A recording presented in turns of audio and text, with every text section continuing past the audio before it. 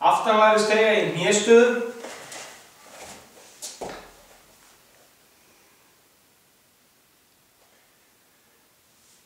Í grunninn stillum við okkur svona upp.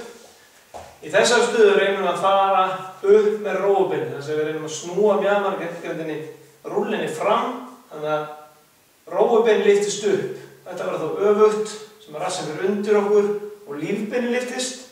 Og við viljum lyfta, toga þennan punktinn upp. Strax þá kemur oft teygja á fólki. Hnén verður örlítið beygt og síðan höllum okkur með þráðbeint bak yfir. Í þessari stöðu má síðan gera ýmislegt. Það má til dæmis snúa lærleggnum aðeins inn á við eða út á við. Þannig að ekki vera bara með hann í þessari stöðu beint fram, heldur búa til smá einsnúning á mjöðminn hérna og halda stöðunni þannig.